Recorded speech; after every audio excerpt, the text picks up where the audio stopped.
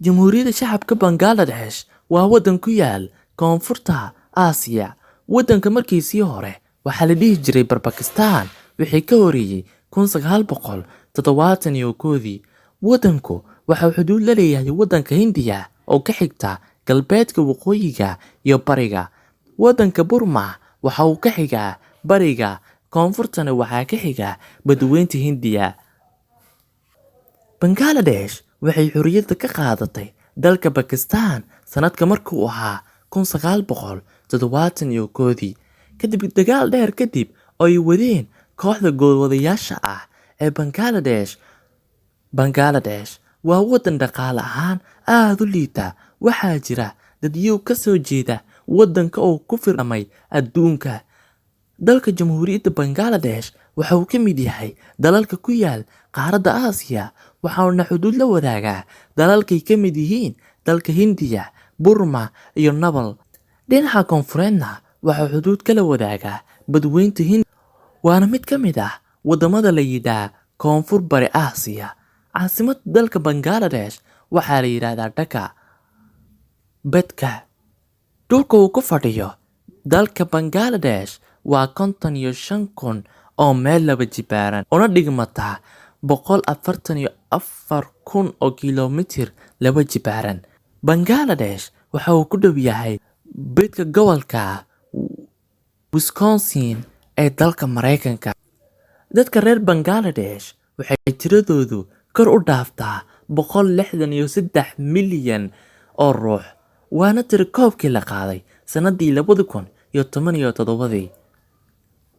Afka luqadaha laga hadlo dalka waxaa ugu horeeya luqadda maxalliga ah ee Bangla, waxaana soo raaca luqadda Ingiriiska oo ah afka dalkii gacanta ku hayay Bangladesh xilligii gumeysiga.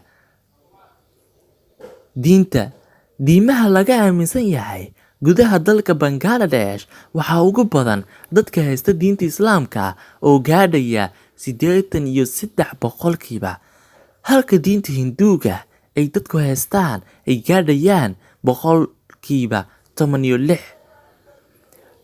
Dadka soo hadhayana waxay haystaan diimo kale.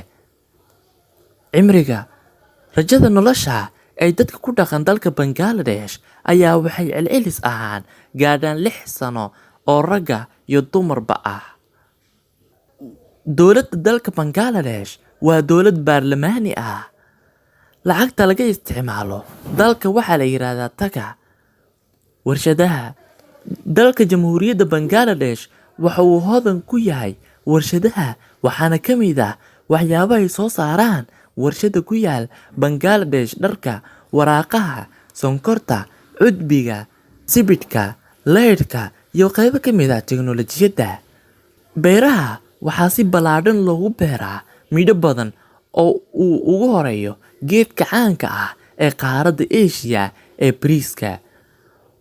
Waxaa kaloo ka baxa beeraha dalka Bangladesh shaaha, qamadiga, sonkor, qaanka, tubaakada, khudradda iyo saliidda.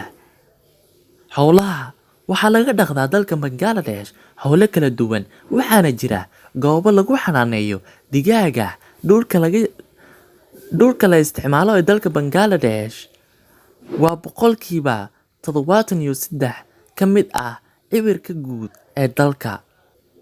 Kheyraadka dabiiciga ah ee Bangladesh: gaaska dabiiciga ah, geed timbirka iyo dhuxul dhagaxyada.